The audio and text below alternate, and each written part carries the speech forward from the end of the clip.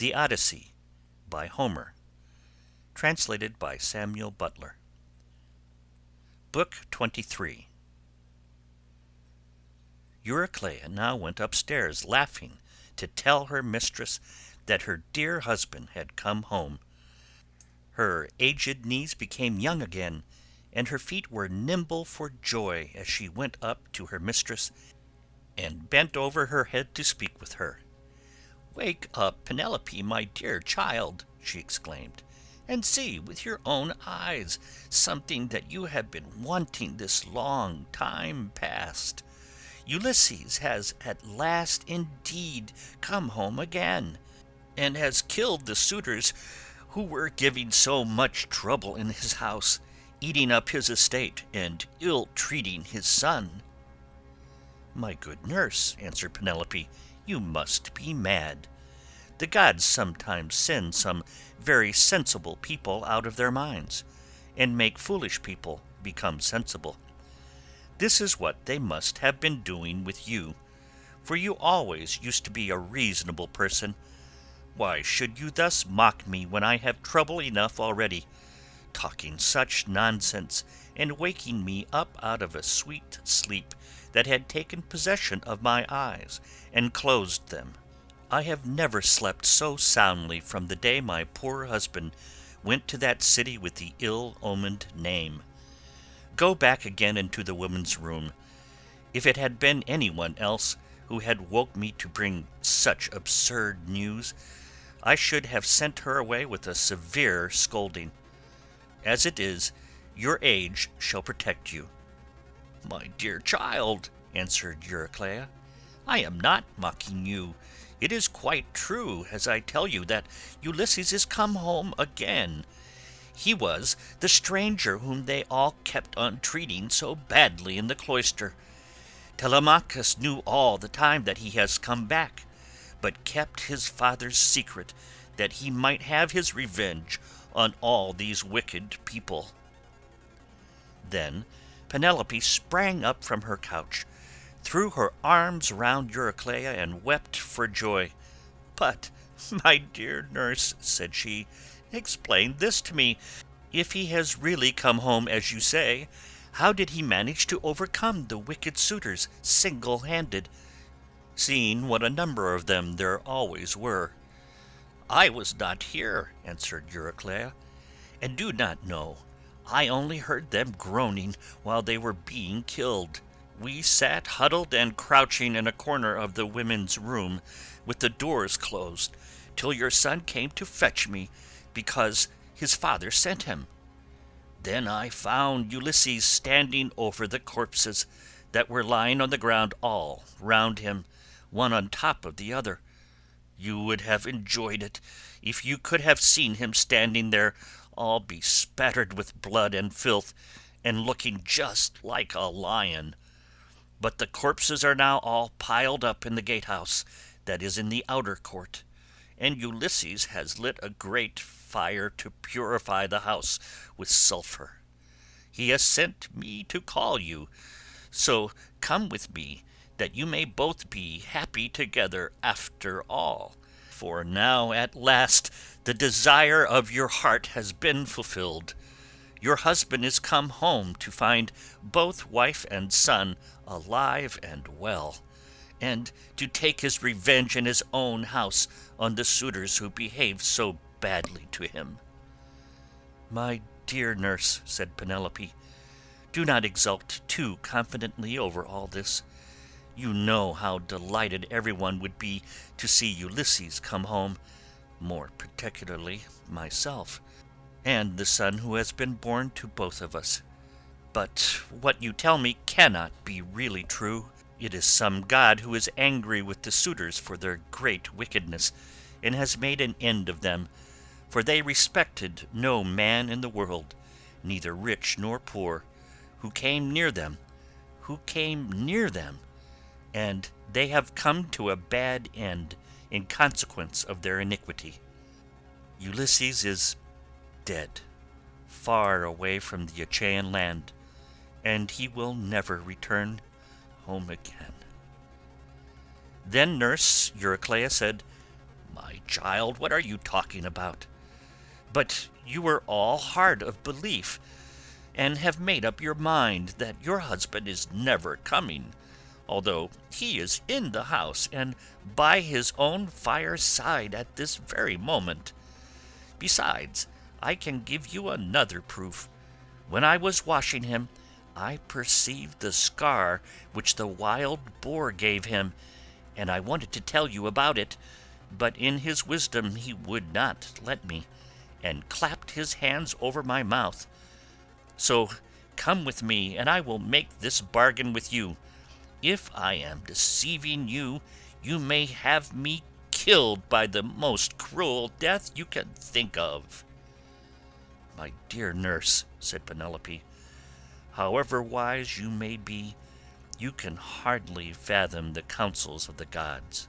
Nevertheless, we will go in search of my son, that I may see the corpses of the suitors and the man who has killed them." On this she came down from her upper room, and while doing so, she considered whether she should keep at a distance from her husband and question him, or whether she should at once go up to him and embrace him. When, however, she had crossed the stone floor of the cloister, she sat down opposite Ulysses by the fire, against the wall at right angles to that by which she had entered, while Ulysses sat near one of the bearing posts, looking upon the ground, and waiting to see what his wife would say to him when she saw him. For a long time she sat silent, and as one lost in amazement. At one moment she looked him full in the face, but then again directly she was misled by his shabby clothes, and failed to recognize him, till Telemachus began to reproach her, and said, "Mother, but you are so hard that I cannot call you by such a name. Why do you keep away from my father in this way? Why do you not sit by his side and begin talking to him and asking him questions? No other woman could bear to keep away from her husband when he had come back to her after 20 years of absence, and after having gone through so much. But your heart was always as hard as a stone." Penelope answered, "My son, I am so lost in astonishment that I can find no words in which either to ask questions or to answer them. I cannot even look him straight in the face. Still, if he really is Ulysses come back to his own home again, we shall get to understand one another better by and by, for there are tokens with which we two are alone acquainted, and which are hidden from all others." Ulysses smiled at this, and said to Telemachus, "Let your mother put me to any proof she likes. She will make up her mind about it presently. She rejects me for the moment, and believes me to be somebody else, because I am covered with dirt and have such bad clothes on. Let us, however, consider what we had better do next. When one man has killed another, even though he was not one who would leave many friends to take up his quarrel, the man who has killed him must still say good-bye to his friends and fly the country, whereas we have been killing the stay of a whole town, and all the picked youth of Ithaca. I would have you consider this matter." "Look to it yourself, father," answered Telemachus, "for they say you are the wisest counselor in the world, and that there is no other mortal man who can compare with you. We will follow you with right good will, nor shall you find us to fail you in so far as our strength holds out." "I will say what I think will be best," answered Ulysses. "First, wash and put your shirts on. Tell the maids also to go to their own room and dress. Phemius shall then strike up a dance tune on his lyre, so that if people outside hear, or any of the neighbors, or someone going along the street happens to notice it, they may think there is a wedding in the house, and no rumors about the death of the suitors will get about in the town before we can escape to the woods upon my own land. Once there, we will settle which of the courses heaven vouchsafes us shall seem wisest." Thus did he speak, and they did even as he had said. First they washed and put their shirts on, while the women got ready. Then Phemius took his lyre and set them all longing for sweet song and stately dance. The house re-echoed with the sound of men and women dancing, and the people outside said, "I suppose the queen has been getting married at last. She ought to be ashamed of herself for not continuing to protect her husband's property until he comes home." This was what they said, but they did not know what it was that had been happening. The upper servant, Eurynome, washed and anointed Ulysses in his own house, and gave him a shirt and cloak, while Minerva made him look taller and stronger than before. She also made the hair grow thick on the top of his head, and flow down in curls like hyacinth blossoms. She glorified him about the head and shoulders, just as a skilful workman who has studied art of all kinds under Vulcan or Minerva, and his work is full of beauty, enriches a piece of silver plate by gilding it.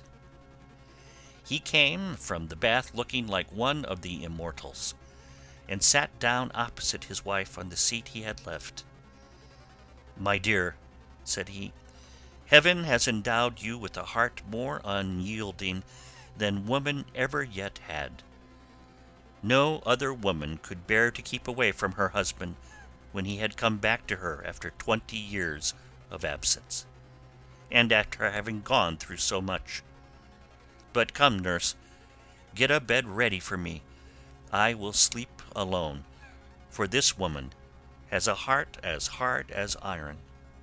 "My dear," said Penelope, "I have no wish to set myself up, nor to depreciate you, but I am not struck by your appearance, for I very well remember what kind of a man you were when you set sail from Ithaca. Nevertheless, Euryclea, take his bed outside the bedchamber that he himself built. Bring the bed outside this room, and put bedding upon it with fleeces, good coverlets, and blankets." She said this to try him, but Ulysses was very angry and said, "Wife, I am much displeased at what you have just been saying. Who has been taking my bed from the place in which I left it? He must have found it a hard task, no matter how skilled a workman he was, unless some god came and helped him to shift it. There is no man living, however strong and in his prime, who could move it from its place, for it is a marvellous curiosity which I made with my very own hands. There was a young olive growing within the precincts of the house, in full vigour, and about as thick as a bearing post. I built my room round this with strong walls of stone, and a roof to cover them, and I made the doors strong and well fitting. Then I cut off the top boughs of the olive tree, and left the stump standing. This I dressed roughly from the root upwards, and then worked with carpenter's tools well and skilfully, straightening my work by drawing a line in the wood, and making it into a bed prop.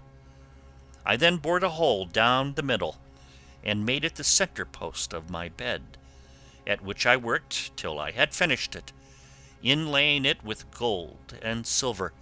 After this I stretched a hide of crimson leather from one side of it to the other. So you shall see I know all about it, and I desire to learn whether it is still there, or whether anyone has been removing it by cutting down the olive tree at its roots." When she heard the sure proofs Ulysses now gave her, she fairly broke down. She flew weeping to his side, flung her arms about his neck, and kissed him. "Do not be angry with me, Ulysses," she cried. you who are the wisest of mankind. We have suffered, both of us. Heaven has denied us the happiness of spending our youth and of growing old together. Do not then be aggrieved or take it amiss that I did not embrace you thus as soon as I saw you. I have been shuddering all the time through fear that someone might come here and deceive me with a lying story, for there are many very wicked people going about. Jove's daughter Helen would never have yielded herself to a man from a foreign country if she had known that the sons of Achaeans would come after her and bring her back. Heaven put it in her heart to do wrong, and she gave no thought to that sin, which has been the source of all our sorrows. Now, however, that you have convinced me by showing that you know all about our bed, which no human being has ever seen but you and I, and this single maidservant, the daughter of Actor, who was given me by my father on my marriage, and who keeps the doors of our room. Hard of belief though I have been, I can mistrust no longer." Then Ulysses in his turn melted, and wept as he clasped his dear and faithful wife to his bosom. As the sight of land is welcome to men who are swimming towards the shore, when Neptune has wrecked their ship with the fury of his winds and waves, a few alone reach the land, and these, covered with brine, are thankful when they find themselves on firm ground and out of danger. Even so was her husband welcome to her as she looked upon him, and she could not tear her two fair arms from about his neck. Indeed, they would have gone on indulging their sorrow, till rosy-fingered morn appeared, had not Minerva determined otherwise, and held night back in the far west, while she would not suffer dawn to leave Oceanus, nor to yoke the two steeds, Lampus and Phaeton, that bear her onward to break the day upon mankind. At last, however, Ulysses said, "Wife, we have not yet reached the end of our troubles. I have an unknown amount of toil still to undergo. It is long and difficult, but I must go through with it, for thus the shade of Tiresias prophesied concerning me, on the day when I went down into Hades to ask about my return and that of my companions. But now let us go to bed, that we may lie down and enjoy the blessed boon of sleep." "You shall go to bed as soon as you please," replied Penelope, "now that the gods have sent you home to your own good house and to your country. But as heaven has put it in your mind to speak of it, tell me about the task that lies before you. I shall have to hear about it later, so it is better I should be told at once." "My dear," answered Ulysses, "why should you press me to tell you? Still, I will not conceal it from you, though you will not like it. I do not like it myself, for Tiresias bade me travel far and wide, carrying an oar, till I came to a country where the people have never heard of the sea, and do not even mix salt with their food. They know nothing about ships, nor oars that are as the wings of a ship. He gave me this certain token which I will not hide from you. He said that a wayfarer should meet me and ask me whether it was a winnowing shovel that I had on my shoulder. On this I was to fix my oar in the ground and sacrifice a ram, a bull and a boar to Neptune, after which I was to go home and offer hecatombs to all the gods in heaven, one after the other. As for myself, he said that death should come to me from the sea, and that my life should ebb away very gently, when I was full of years and peace of mind, and my people should bless me." All this, he said, should surely come to pass. And Penelope said, "If the gods are going to vouchsafe you a happier time in your old age, you may hope then to have some respite from misfortune." Thus did they converse. Meanwhile Eurynome and the nurse took torches and made the bed ready with soft coverlets. As soon as they had laid them, the nurse went back into the house to go to her rest, leaving the bedchamber woman Eurynome to show Ulysses and Penelope to bed by torchlight. When she had conducted them to their room she went back, and they then came joyfully to the rites of their own old bed. Telemachus, Philoetius, and the swineherd now left off dancing, and made the women leave off also. They then laid themselves down to sleep in the cloisters. When Ulysses and Penelope had had their fill of love, they fell talking with one another.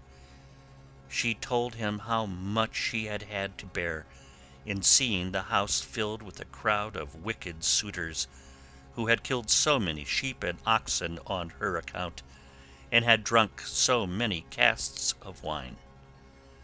Ulysses, in his turn, told her what he had suffered, and how much trouble he had given to other people.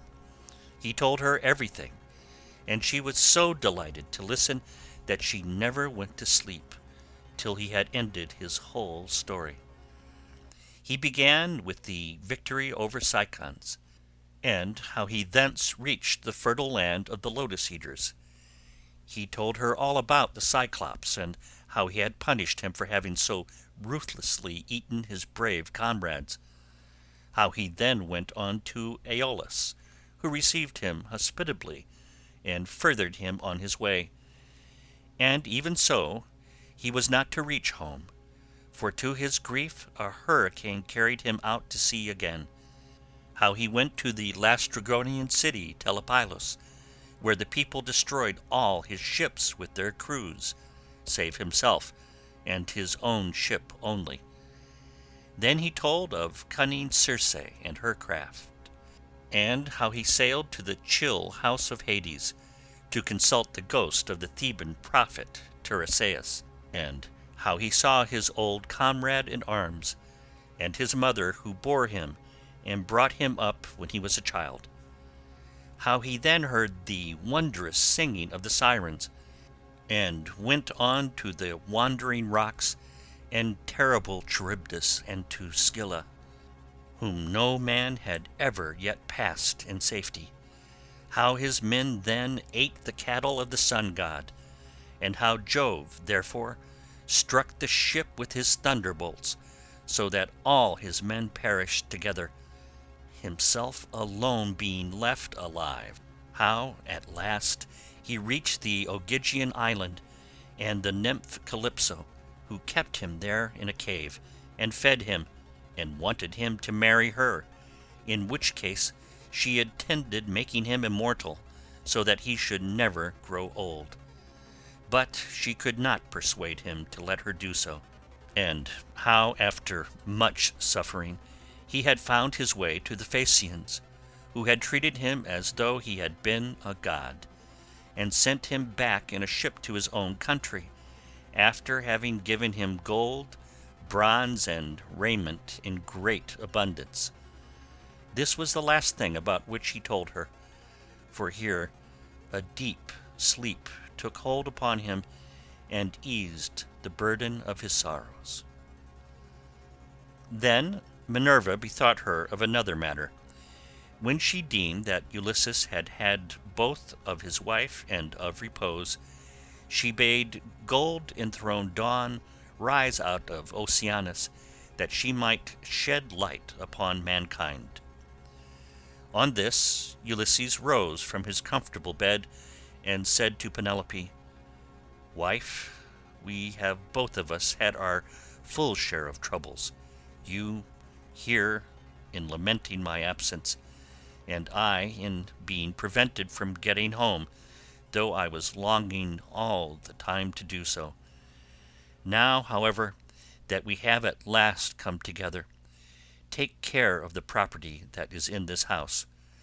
As for the sheep and goats which the wicked suitors have eaten, I will take many myself by force from other people, and will compel the Achaeans to make good the rest, till they shall have filled all my yards. I am now going to the wooded lands out in the country to see my father, who has so long been grieved on my account, and to yourself I will give these instructions, though you have little need of them. At sunrise it will at once get abroad that I have been killing the suitors. Go upstairs, therefore, and stay there with your women. See nobody, and ask no questions."